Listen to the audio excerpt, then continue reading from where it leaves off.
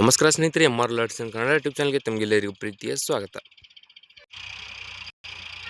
ಇವತ್ತಿನ ಈ ಒಂದು ವಿಡಿಯೋದಲ್ಲಿ ನಾನು ನಿಮಗೆ ತಿಳಿಸ್ಕೊಡ್ತಾ ಇದ್ದೇನೆ ಅಂತಂದರೆ, ಸುವರ್ಣ ಆರೋಗ್ಯ ಸುರಕ್ಷಾ ಟ್ರಸ್ಟ್ನಿಂದ ಆರೋಗ್ಯ ಮತ್ತು ಕುಟುಂಬ ಕಲ್ಯಾಣ ಇಲಾಖೆಯಲ್ಲಿ ಹೊಸ ಹುದ್ದೆಗಳ ನೇಮಕಾತಿ ಆರಂಭವಾಗಿದ್ದು, ಈ ಹುದ್ದೆಗಳಿಗೆ ನೀವು ಅಪ್ಲಿಕೇಶನ್ ಹಾಕಬೇಕಂತಂದರೆ ಶೈಕ್ಷಣಿಕ ಅರ್ಹತೆ ಎಷ್ಟು ಮುಗಿಸಿರಬೇಕು ಮತ್ತು ಆಯ್ಕೆಯಾದಂಥ ಅಭ್ಯರ್ಥಿಗಳಿಗೆ ಇಲ್ಲಿ ತಿಂಗಳ ವೇತನ ಎಷ್ಟು ಸಿಗುತ್ತೆ ಮತ್ತು ಯಾವ್ಯಾವ ಹುದ್ದೆಗಳನ್ನು ಕಾಲ್ಫಾರ್ಮ್ ಮಾಡಿದ್ದಾರೆ, ಹಾಗೆ ಈ ಹುದ್ದೆಗಳಿಗೆ ನೇರ ನೇಮಕಾತಿ ಇರುತ್ತೋ ಅಥವಾ ಏನಪ್ಪ ಅಂದರೆ ಎಕ್ಸಾಮ್ ಮೂಲಕ ಅಥವಾ ಏನಾದರೂ ನಿಮ್ಮ ಒಂದು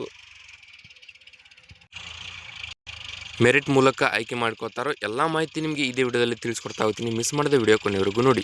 ವಿಡಿಯೋ ಇಷ್ಟ ಆದರೆ ಲೈಕ್ ಮಾಡಿ ಮತ್ತು ಇನ್ಯಾರು ಸಬ್ಸ್ಕ್ರೈಬ್ ಮಾಡ್ಕೊಂಡಿಲ್ಲ ದಯವಿಟ್ಟು ಸಬ್ಸ್ಕ್ರೈಬ್ ಮಾಡಿಕೊಂಡು ಪಕ್ಕದಲ್ಲಿರುವಂಥ ಬೆಲ್ ಐಕನ್ ಕ್ಲಿಕ್ ಮಾಡಿ ಆಲ್ ಅಂತ ಸೆಲೆಕ್ಟ್ ಮಾಡಿ. ಯಾಕಂದರೆ ಮುಂದೆ ನಾವು ಯಾವುದೇ ವಿಡಿಯೋ ಬಿಟ್ಟರೆ ನಿಮಗೆ ತಟ್ಟಂತ ನೋಟಿಫಿಕೇಶನ್ ಬರುತ್ತೆ. ಈಗ ಇದರ ಒಂದು ಮಾಹಿತಿಯನ್ನು ನೋಡ್ತಾ ಹೋಗೋಣ. ನೋಡಿ, 22/1/2026 ನೋಟಿಫಿಕೇಶನ್ ಬಿಡುಗಡೆಯಾಗಿದೆ. ಸೊ ಇಲ್ಲಿ ನೋಡ್ತಾ ಹೋದರೆ ನೋಡಿ, ಆರೋಗ್ಯ ಮತ್ತು ಕುಟುಂಬ ಕಲ್ಯಾಣ ಇಲಾಖೆಯ ಅಂಗಸಂಸ್ಥೆಯಾದ ಸುವರ್ಣ ಆರೋಗ್ಯ ಸುರಕ್ಷಾ ಟ್ರಸ್ಟ್ ಮೂಲಕ ಆಯುಷ್ಮಾನ್ ಭಾರತ ಆರೋಗ್ಯ ಕರ್ನಾಟಕ ಹಾಗೂ ಇತರೆ ಆರೋಗ್ಯ ಯೋಜನೆಗಳನ್ನು ಅನುಷ್ಠಾನಗೊಳಿಸಲಾಗುತ್ತಿದ್ದು, ಇಲ್ಲಿ ಯೋಜನೆಗಳ ಯಶಸ್ವಿ ಅನುಷ್ಠಾನಕ್ಕಾಗಿ ಗುತ್ತಿಗೆ ಆಧಾರದ ಮೇಲೆ ಖಾಲಿ ಇರುವ ಈ ಕೆಳಗಿನ ಹುದ್ದೆಗಳಿಗೆ ದಿನಾಂಕ 30/1/2026 ಮತ್ತು 31/1/2026 ಸಮಯ ಬೆಳಗ್ಗೆ 10:30 ಗಂಟೆಯಿಂದ ಆಸಕ್ತ ಅಭ್ಯರ್ಥಿಗಳಿಗೆ ನೇರ ಸಂದರ್ಶನವನ್ನು ಆಯೋಜಿಸಲಾಗಿದೆ.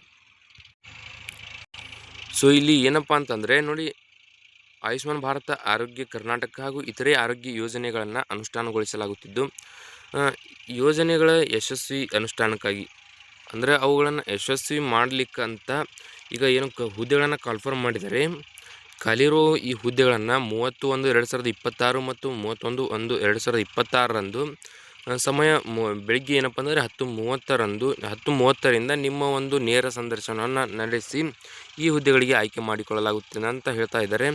ಸೊ ಇಲ್ಲಿ ಅಭ್ಯರ್ಥಿಗಳನ್ನು ರೋಸ್ಟರ್ ಹಾಗೂ ಟ್ರಸ್ಟ್ನ ನಿಯಮಾವಳಿಗಳ ಪ್ರಕಾರ ಮೆರಿಟ್ನ ಆಧಾರದ ಮೇಲೆ ಆಯ್ಕೆ ಮಾಡಲಾಗುವುದು. ಇಲ್ಲಿ ಏನಪ್ಪ ಅಂತಂದರೆ 30 ಮತ್ತು 31ಕ್ಕೆ ನಿಮ್ಮ ಒಂದು ಇಂಟರ್ವ್ಯೂ ಇರುತ್ತೆ. ಇಂಟರ್ವ್ಯೂ ಆದಂಥ ಅಭ್ಯರ್ಥಿಗಳಿಗೆ ಅವರ ಒಂದು ಮೆರಿಟ್ ಆಧಾರದ ಮೇಲೆ ಆಯ್ಕೆ ಪ್ರಕ್ರಿಯೆ ನಡೀತಾ ಇದೆ ಅಂತ ಹೇಳ್ತಾ ಇದ್ದಾರೆ. ಸೊ ಇಲ್ಲಿ ಗುತ್ತಿಗೆ ಅವಧಿಯನ್ನು 1 ವರ್ಷದ ಅವಧಿಗೆ ಸೀಮಿತಗೊಳಿಸಿದ್ದು, ಅಂದರೆ ಈಗ ನಿಮಗೆ ಈಗ ಗುತ್ತಿಗೆ ಆಧಾರದ ಮೇಲೆ ಈ ಹುದ್ದೆಗಳನ್ನು ಕಾಲ್ಫಾರ್ಮ್ ಮಾಡಿದ್ದಾರೆ.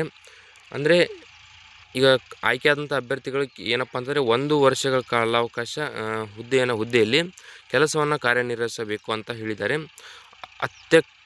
ಅಗತ್ಯಕ್ಕನುಗುಣವಾಗಿ ವಿಸ್ತರಿಸಬಹುದಾಗಿದೆ. ಅಂದರೆ ಏನಾದರೂ ಅವಶ್ಯಕತೆ ಇದ್ದರೆ ಆ ಒಂದು ವರ್ಷದ ಅವಧಿಯನ್ನು ವಿಸ್ತರಿಸುತ್ತೇವೆ ಅಂತ ಹೇಳಿದ್ದಾರೆ.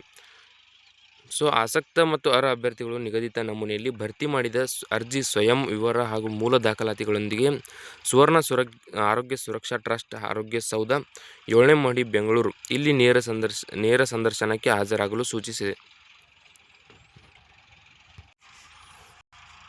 ನೋಡಿ, ಈ ಹುದ್ದೆಗಳಿಗೆ ಯಾರಿಗೆ ಆಸಕ್ತಿ ಇರುತ್ತೋ ಅಂಥವರು ಅರ್ಹ ಅಭ್ಯರ್ಥಿಗಳು ನಿಗದಿತ ನಮೂನೆಯಲ್ಲಿ ಭರ್ತಿ ಮಾಡಿದ, ಅಂದರೆ ನಿಮ್ಮ ಒಂದು ಡಾಕ್ಯುಮೆಂಟ್ಸ್ಗಳಾಗಿರ್ಬೋದು, ಅಂದರೆ ನಿಮ್ಮ ಪರ್ಸನಲ್ ಡೀಟೇಲ್ಸ್ಗಳು ಏನೇನಿರುತ್ತೋ ಡಾಕ್ಯುಮೆಂಟ್ಸ್ಗಳಾಗಿರ್ಬೋದು, ಏನಾರ ನಿಮ್ಮ ಒಂದು ಶೈಕ್ಷಣಿಕ ಅರ್ಹತೆ ಮಾರ್ಕ್ಸ್ ಕಾರ್ಡ್ ಆಗಿರ್ಬೋದು, ಎಲ್ಲ ಡಾಕ್ಯುಮೆಂಟ್ಸ್ಗಳನ್ನು ತೆಗೆದುಕೊಂಡು ಹೋಗಿ ಏನಪ್ಪ ಅಂತಂದರೆ ಸುವರ್ಣ ಆರೋಗ್ಯ ಸುರಕ್ಷಾ ಟ್ರಸ್ಟ್ ಅದು ಎಲ್ಲಿರುತ್ತೆ, ಆರೋಗ್ಯ ಸೌಧ, 7ನೇ ಮಹಡಿ, ಬೆಂಗಳೂರಿನಲ್ಲಿ ಇರುತ್ತೆ. ಅಲ್ಲಿ ಹೋಗಿ ನಿಮ್ಮ ಒಂದು ನೇರ ಸಂದರ್ಶನಕ್ಕೆ ಹಾಜರಾಗಲು ಸೂಚಿಸಲಾಗಿದೆ. ಸೊ ಈಗ ಪೋಸ್ಟ್ ಜೊತೆಗೆ ಅಂದರೆ ಆಯಾ ಹುದ್ದೆಗೆ ತಕ್ಕಂತೆ ಸ್ಯಾಲ್ರಿ ಆಗಿರ್ಬೋದು, ಕ್ವಾಲಿಫಿಕೇಷನ್ ಆಗಿರ್ಬೋದು, ಏಜ್ ಲಿಮಿಟ್ ಆಗಿರ್ಬೋದು, ಎಲ್ಲ ನಿಮಗೆ ಇಲ್ಲಿ ತಿಳಿಸ್ತಾ ಹೋಗ್ತೀನಿ. ಏನಪ್ಪ ಅಂದರೆ ನೀವು ವಿಡಿಯೋ ಕೊನೆವರೆಗೂ ನೋಡಿ.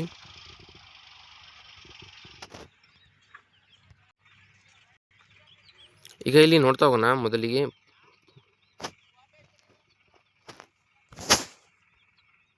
ಹುದ್ದೆ ಹೆಸರು ನೋಡ್ತಾ ಹೋದರೆ ಮೊದಲನೇ ಹುದ್ದೆ ಬಂದುಬಿಟ್ಟು ಪ್ರೊಜೆಕ್ಟರ್ ಮ್ಯಾನೇಜರ್ IT ಅಂತ. ಇಲ್ಲಿ ಒಂದು ಹುದ್ದೆ ಖಾಲಿ ಇದ್ದು, ಇಲ್ಲಿ ಕ್ವಾಲಿಫಿಕೇಷನ್ ನೋಡ್ತಾ ಹೋಗಿ BEಯಲ್ಲಿ ಕಂಪ್ಯೂಟರ್ ಸೈನ್ಸ್ ಮತ್ತು information science will be preferred. ಅಂದರೆ BEಯಲ್ಲಿ ಬ್ಯಾಚುಲರ್ ಇಂಜಿನಿಯರ್ನಲ್ಲಿ ಕಂಪ್ಯೂಟರ್ ಸೈನ್ಸ್ ಮತ್ತು ಇನ್ಫಾರ್ಮೇಷನ್ ಸೈನ್ಸನ್ನು ಕಂಪ್ಲೀಟ್ ಮಾಡಿರಬೇಕು. ಎಕ್ಸ್ಪೀರಿಯೆನ್ಸ್ ಬಂದುಬಿಟ್ಟು 10 years experience in IT field. 2 ವರ್ಷ ಏನಪ್ಪ ಅಂತಂದರೆ IT ಫೀಲ್ಡ್ನಲ್ಲಿ ಎಕ್ಸ್ಪೀರಿಯೆನ್ಸ್ 10 ವರ್ಷ IT ಫೀಲ್ಡ್ನಲ್ಲಿ ಎಕ್ಸ್ಪೀರಿಯೆನ್ಸ್ ಆಗಿರಬೇಕು. 2 ವರ್ಷ ಸಾಫ್ಟ್ವೇರ್ ಡೆವಲಪ್ಮೆಂಟ್ನಲ್ಲಿ ಎಕ್ಸ್ಪೀರಿಯೆನ್ಸ್ ಆಗಿರಬೇಕು. ಹಾಗೆ ಸ್ಯಾಲ್ರಿ ಬಂದುಬಿಟ್ಟು ಅಂದರೆ ಪ್ರೊಜೆಕ್ಟರ್ ಮ್ಯಾನೇಜರ್ IT ಹುದ್ದೆಗೆ ಆಯ್ಕೆಯಾದಂಥ ಅಭ್ಯರ್ಥಿಗಳಿಗೆ ತಿಂಗಳಿಗೆ 1,50,000 ರೂಪಾಯಿ ತಿಂಗಳ ವೇತನ ಇರುತ್ತೆ. ಸೊ ಇಲ್ಲಿ ಏಜ್ ಲಿಮಿಟ್ ಬಂದುಬಿಟ್ಟು 60 ವರ್ಷದ ಒಳಗೆ ಇರತಕ್ಕಂಥ ಅಭ್ಯರ್ಥಿಗಳು ಈ ಹುದ್ದೆಗಳಿಗೆ ಅರ್ಜಿಯನ್ನು ಸಲ್ಲಿಸಬಹುದು. ಹಾಗೆ ಇಲ್ಲಿ ನೋಡ್ತಾ ಹೋಗೋಣ. Doctors in office quality cell work from office. ಇಲ್ಲಿ ಡಾಕ್ಟರ್ಸ್ಗಳನ್ನು ನೋಡ್ತಾ ಹೋದರೆ ಇವರ ಕ್ವಾಲಿಫಿಕೇಷನ್ ಬಂದುಬಿಟ್ಟು MBBS ವಿತ್ PG ಡಿಗ್ರಿ ಅಥವಾ ಡಿಪ್ಲೊಮಾ. ಹಾಗೆ ಇಲ್ಲಿ ಒಂದು ಹುದ್ದೆ ಖಾಲಿ ಇದ್ದು ಇವರಿಗೆ ನೋಡಿ ಮಿನಿಮಮ್ 1 ವರ್ಷ ಎಕ್ಸ್ಪೀರಿಯನ್ಸ್ ಎಲ್ಲಪ್ಪ ಅಂತಂದರೆ ಕ್ಲಿನಿಕಲ್ ಆಗಿರ್ಬೋದು, public health with adequate computer ನಾಲೆಜ್ನಲ್ಲಿ ಅಥವಾ ಪಬ್ಲಿಕ್ ಹೆಲ್ತ್ ಆಗಿರ್ಬೋದು, ಇಲ್ಲ ಕ್ಲಿನಿಕ್ನಲ್ಲಿ ಮಿನಿಮಮ್ 1 ವರ್ಷ ಎಕ್ಸ್ಪೀರಿಯನ್ಸ್ ಆಗಿದ್ದರೆ ಸಾಕು, ನೀವು ಈ ಹುದ್ದೆಗಳಿಗೆ ಅರ್ಜಿನ ಸಲ್ಲಿಸಬಹುದು. ಇಲ್ಲಿ MBBS ಅಂತ ಅಷ್ಟೇ ಆದಂಥ ಅಭ್ಯರ್ಥಿಗಳಿಗೆ ನೋಡ್ತಾ ಹೋಗಿ ಮಿನಿಮಮ್ 2 ಇಯರ್ಸ್ ಎಕ್ಸ್ಪೀರಿಯನ್ಸ್ ಆಗಿರಬೇಕು. ಅದು ಕೂಡ ಎಲ್ಲಿ ಅಂದರೆ ಕ್ಲಿನಿಕಲ್ಗಳಲ್ಲಿ ಅಥವಾ public health with adequate computer ನಾಲೆಜ್ನಲ್ಲಿ 2 ವರ್ಷ ಎಕ್ಸ್ಪೀರಿಯನ್ಸ್ ಆಗಿದ್ದರೆ ಸಾಕು, ನೀವು ಈ ಹುದ್ದೆಗಳಿಗೆ ಅರ್ಜಿಯನ್ನು ಸಲ್ಲಿಸಬಹುದು. ಇಲ್ಲಿ ತಿಂಗಳ ವೇತನ ಬಂದುಬಿಟ್ಟು 1 ಲಕ್ಷ ರೂಪಾಯಿ ಇರುತ್ತೆ. ಇಲ್ಲಿ 65 ವರ್ಷದ ಒಳಗೆ ಇರತಕ್ಕಂಥ ಅಭ್ಯರ್ಥಿಗಳು ಅರ್ಜಿಯನ್ನು ಸಲ್ಲಿಸಬಹುದು. ಸೊ ಇಲ್ಲಿ ಸೀನಿಯರ್ ಎಕ್ಸಿಕ್ಯೂಟಿವ್ ಡಾಕ್ಟರ್ಸ್ ಹುದ್ದೆಗಳ ನೇಮಕಾತಿಯನ್ನು ನೋಡ್ತಾ ಹೋದರೆ ಇಲ್ಲಿ MBBSನಲ್ಲಿ ಏನಪ್ಪ ಅಂದರೆ PG ಡಿಗ್ರಿ ಅಥವಾ ಡಿಪ್ಲೊಮಾನ ಕಂಪ್ಲೀಟ್ ಮಾಡ್ಕೊಂಡಿರಬೇಕು. ಇಲ್ಲಿ ಒಟ್ಟು 9 ಹುದ್ದೆಗಳನ್ನು ಕಾಲ್ಫರ್ ಮಾಡಿದ್ದಾರೆ. ನೋಡ್ತಾ ಹೋಗಿ MBBS ಆದಂಥ ಅಭ್ಯರ್ಥಿಗಳಿಗೆ 2 ವರ್ಷ ಎಕ್ಸ್ಪೀರಿಯನ್ಸ್ ಕ್ಲಿನಿಕಲ್ ಅಥವಾ public health with adequate computer knowledge ಇನ್ನಲ್ಲಿ ಎಕ್ಸ್ಪೀರಿಯನ್ಸ್ ಆಗಿರಬೇಕು. ಇಲ್ಲಿ MBBS ವಿತ್ PG ಡಿಗ್ರಿ ಅಥವಾ ಡಿಪ್ಲೊಮಾ ಈ ಅಭ್ಯರ್ಥಿಗಳಿಗೆ ಕ್ಲಿನಿಕ್ಗಳಲ್ಲಿ ಅಥವಾ public health with adequate computer ನಾಲೆಜ್ನಲ್ಲಿ ಮಿನಿಮಮ್ 1 ವರ್ಷ ಎಕ್ಸ್ಪೀರಿಯನ್ಸ್ ಆಗಿರಬೇಕು. ಈ ಒಂದು ಹುದ್ದೆಗೆ ಆಯ್ಕೆಯಾದಂಥ ಅಭ್ಯರ್ಥಿಗಳಿಗೆ ತಿಂಗಳಿಗೆ 65,000 ರೂಪಾಯಿ ವೇತನ ಇರುತ್ತೆ. 65 ವರ್ಷದ ಒಳಗೆ ಇರತಕ್ಕಂಥ ಅಭ್ಯರ್ಥಿಗಳು ಈ ಹುದ್ದೆಗಳಿಗೆ ಅರ್ಜಿಯನ್ನು ಸಲ್ಲಿಸಬಹುದು.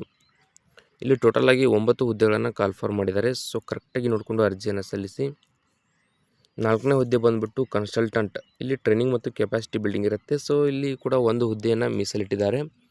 ಈ ಹುದ್ದೆಗೆ ಆಯ್ಕೆಯಾದಂಥ ಅಭ್ಯರ್ಥಿಗಳಿಗೆ ತಿಂಗಳಿಗೆ 70,000 ರೂಪಾಯಿ ಏನಪ್ಪ ಅಂತಂದರೆ ತಿಂಗಳ ವೇತನ ಇರುತ್ತೆ. ಸೊ ಇಲ್ಲಿ ಕ್ವಾಲಿಫಿಕೇಷನ್ ಬಂದುಬಿಟ್ಟು any post graduate degree preference given to MBA. ಇಲ್ಲಿ ಕೂಡ 60 ವರ್ಷದ ಒಳಗೆ ಇರತಕ್ಕಂಥ ಅಭ್ಯರ್ಥಿಗಳು ಅರ್ಜಿಯನ್ನು ಸಲ್ಲಿಸಬಹುದು. ಸೊ ಇಲ್ಲಿ 5ನೇ ಹುದ್ದೆ ಬಂದುಬಿಟ್ಟು ರೀಜನಲ್ ಕನ್ಸಲ್ಟೆಂಟ್ ಅಂತ. ಇಲ್ಲಿ MBBS ಆದಂಥ ಅಭ್ಯರ್ಥಿಗಳು ಈ ಹುದ್ದೆಗಳಿಗೆ ಅರ್ಜಿಯನ್ನು ಸಲ್ಲಿಸಬಹುದು. ಇಲ್ಲಿ ಒಟ್ಟು 3 ಹುದ್ದೆಗಳನ್ನು ಕಾಲ್ಫರ್ ಮಾಡಿದ್ದಾರೆ. ಈ ಹುದ್ದೆಗೆ ಆಯ್ಕೆಯಾದಂಥ ಅಭ್ಯರ್ಥಿಗಳಿಗೆ ತಿಂಗಳಿಗೆ 60,000 ರೂಪಾಯಿ ವೇತನ ಇರುತ್ತೆ. ಸೊ ಇಲ್ಲಿ ಏನಪ್ಪ ಅಂತಂದರೆ 55 ವರ್ಷದ ಒಳಗೆ ಇರತಕ್ಕಂಥ ಅಭ್ಯರ್ಥಿಗಳು ಅರ್ಜಿಯನ್ನು ಸಲ್ಲಿಸಬಹುದು. ಹಾಗೆ ಇಲ್ಲಿ 6ನೇ ಹುದ್ದೆ ಬಂದುಬಿಟ್ಟು ಅಸಿಸ್ಟೆಂಟ್ ರೀಜನಲ್ ಕನ್ಸಲ್ಟೆಂಟ್ ಅಂತ. ಇದರಲ್ಲಿ DRS ಅಂತ ಬರುತ್ತೆ. ಇಲ್ಲಿ 6 ಹುದ್ದೆಗಳನ್ನು ಕಾಲ್ಫರ್ ಮಾಡಿದೆ. ಸೊ MBBS ಆಗಿರ್ಬೋದು, BDS ವಿತ್ MPH ಈ ಎರಡೂ ಏನಪ್ಪ ಅಂದರೆ ಕ್ವಾಲಿಫಿಕೇಷನ್ ಆದವರು ಕೂಡ ಈ ಹುದ್ದೆಗಳಿಗೆ ಅರ್ಜಿಯನ್ನು ಸಲ್ಲಿಸಬಹುದು. MBBS ಮೂಲಕ ಆಯ್ಕೆಯಾದಂಥ ಅಭ್ಯರ್ಥಿಗಳಿಗೆ ತಿಂಗಳಿಗೆ 50,000 ರೂಪಾಯಿ ಇರುತ್ತೆ. BDS ವಿತ್ MPH ಮೂಲಕ ಆಯ್ಕೆಯಾದಂಥ ಅಭ್ಯರ್ಥಿಗಳಿಗೆ 45,000 ರೂಪಾಯಿ ಇರುತ್ತೆ. ಸೊ ಇಲ್ಲಿ 55 ವರ್ಷದ ಒಳಗೆ ಇರತಕ್ಕಂಥ ಅಭ್ಯರ್ಥಿಗಳು ಈ ಹುದ್ದೆಗಳಿಗೆ ಅರ್ಜಿಯನ್ನು ಸಲ್ಲಿಸಬಹುದು. ಸೊ 7ನೇ ಹುದ್ದೆ ಬಂದುಬಿಟ್ಟು IEC ಕನ್ಸಲ್ಟೆಂಟ್ ಅಂತ. ಸೊ ಇಲ್ಲಿ ಒಂದು ಹುದ್ದೆ ಕಾಲ್ಫರ್ ಮಾಡಿದ್ದು PG in mass communication journalism from recognised university. ನೀವು ಏನಪ್ಪ ಅಂತಂದರೆ ಮಾಸ್ ಕಮ್ಯುನಿಕೇಷನ್ ಅಥವಾ ಜರ್ನಲಿಸಮ್ನಲ್ಲಿ PG ಅಂದರೆ ಪೋಸ್ಟ್ ಗ್ರ್ಯಾಜುಯೇಟನ್ನು ಕಂಪ್ಲೀಟ್ ಮಾಡಿರಬೇಕು. ಇಲ್ಲಿ ನೋಡ್ತಾ ಹೋಗಿ ಈ ಹುದ್ದೆಗೆ ಆಯ್ಕೆಯಾದಂಥ ಅಭ್ಯರ್ಥಿಗಳಿಗೆ ತಿಂಗಳಿಗೆ 58,000 ರೂಪಾಯಿ ಇರುತ್ತೆ. 60 ವರ್ಷದ ಒಳಗೆ ಇರತಕ್ಕಂಥ ಅಭ್ಯರ್ಥಿಗಳು ಈ ಹುದ್ದೆಗಳಿಗೆ ಅರ್ಜಿಯನ್ನು ಸಲ್ಲಿಸಬಹುದು. ಸೊ ಈಗ ಇಲ್ಲಿ ಎಕ್ಸಿಕ್ಯೂಟಿವ್ ಡಾಕ್ಟರ್ ನೋಡ್ತಾ ಹೋದರೆ 2A ಕ್ಲೈಮ್ಸ್. ಇಲ್ಲಿ ಕೂಡ 3 ಹುದ್ದೆಗಳನ್ನು ಕಾಲ್ಫರ್ ಮಾಡಿದ್ದಾರೆ. ಇಲ್ಲಿ MBBS ಅಥವಾ BDS ಕ್ವಾಲಿಫಿಕೇಷನ್ ಆದಂಥ ಅಭ್ಯರ್ಥಿಗಳು ಅರ್ಜಿಯನ್ನು ಸಲ್ಲಿಸಬಹುದು. MBBS ಮೂಲಕ ಆಯ್ಕೆಯಾದಂಥ ಅಭ್ಯರ್ಥಿಗಳಿಗೆ ತಿಂಗಳಿಗೆ 50,000 ರೂಪಾಯಿ ವೇತನ ಇರುತ್ತೆ. BDS ಮೂಲಕ ಆಯ್ಕೆಯಾದಂಥ ಅಭ್ಯರ್ಥಿಗಳಿಗೆ ತಿಂಗಳಿಗೆ 45,000 ರೂಪಾಯಿ ವೇತನ ನೀಡಲಾಗುತ್ತೆ. ಇಲ್ಲಿ ಏನಪ್ಪ ಅಂತಂದರೆ 65 ವರ್ಷದ ಒಳಗೆ ಇರತಕ್ಕಂಥ ಅಭ್ಯರ್ಥಿಗಳು ಅರ್ಜಿಯನ್ನು ಸಲ್ಲಿಸಬಹುದು. ಇಲ್ಲಿ 9ನೇ ಹುದ್ದೆ ಬಂದುಬಿಟ್ಟು ಪ್ರೊಜೆಕ್ಟ್ ಮ್ಯಾನೇಜರ್ KS ಸ್ಕೀಮ್. ಒಂದು ಹುದ್ದೆಯನ್ನು ಮೀಸಲಿಟ್ಟಿದ್ದಾರೆ. ಸೊ ಇಲ್ಲಿ MBBS with PG qualification complete ಆದಂಥ ಅಭ್ಯರ್ಥಿಗಳು ಅರ್ಜಿಯನ್ನು ಸಲ್ಲಿಸಬಹುದು. ನೋಡಿ ಆಯ್ಕೆಯಾದಂಥ ಅಭ್ಯರ್ಥಿಗಳಿಗೆ ತಿಂಗಳಿಗೆ 85,000 ರೂಪಾಯಿ ತಿಂಗಳ ವೇತನ ಇರುತ್ತೆ. ಸೊ ಇಲ್ಲಿ 10ನೇ ಹುದ್ದೆ ಬಂದುಬಿಟ್ಟು team leader doctor claims KASS scheme. ಇಲ್ಲಿ ಒಂದು ಹುದ್ದೆ ಮೀಸಲಿಟ್ಟಿದ್ದಾರೆ. ಇಲ್ಲಿ ಕೂಡ ಏನಪ್ಪ ಅಂದರೆ MBBS ಕ್ವಾಲಿಫಿಕೇಷನ್ ಆಗಿರಬೇಕು.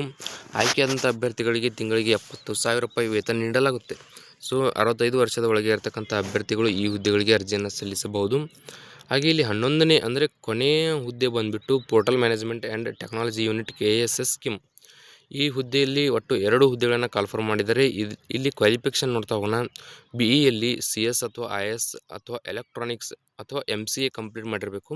ಇಲ್ಲಪ್ಪ ಅಂತಂದರೆ BCA BSc diploma in CS ಮಾಡಿದರೆ ಸಾಕು, ನೀವು ಇಲ್ಲಿ ಅರ್ಜಿಯನ್ನು ಸಲ್ಲಿಸಬಹುದು. ಮಿನಿಮಮ್ ಏನಪ್ಪ ಅಂತಂದರೆ 5 ವರ್ಷಗಳ ಎಕ್ಸ್ಪೀರಿಯೆನ್ಸ್ಗಳನ್ನು ಕೇಳಿದ್ದಾರೆ ನೋಡ್ತಾ ಹೋಗಿ. ಎರಡಕ್ಕೂ ಕೂಡ 5 ವರ್ಷ ಎಕ್ಸ್ಪೀರಿಯೆನ್ಸ್ ಇದೆ. ಆಯ್ಕೆಯಾದಂಥ ಅಭ್ಯರ್ಥಿಗಳಿಗೆ 55,000 ರೂಪಾಯಿ ತಿಂಗಳ ವೇತನ ಇರುತ್ತೆ. ಸೊ ಇಲ್ಲಿ 60 ವರ್ಷದ ಒಳಗೆ ಇರತಕ್ಕಂಥ ಅಭ್ಯರ್ಥಿಗಳು ಅರ್ಜಿಯನ್ನು ಸಲ್ಲಿಸಬಹುದು. ಸೊ ಇಲ್ಲಿ ನೋಡ್ತಾ ಹೋಗಿ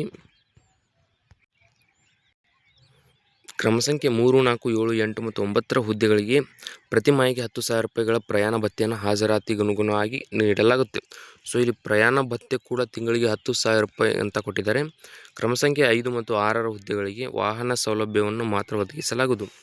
ಇಲ್ಲಿ 10,000 ಅಂತ ಹೇಳಿ ಫಿಕ್ಸ್ ಆಗಿ ಹೇಳಿದ್ದಾರೆ. ಇಲ್ಲಿ 5, 6 ಏನಿದೆ ವಾಹನ ಸೌಲಭ್ಯವನ್ನು ಒದಗಿಸಲಾಗುವುದು ಅಂತ ಹೇಳಿದ್ದಾರೆ. ಸೊ ನೋಡಿ, ಕರೆಕ್ಟಾಗಿ ನೋಡಿಕೊಂಡು ಅರ್ಜಿಯನ್ನು ಸಲ್ಲಿಸಿ.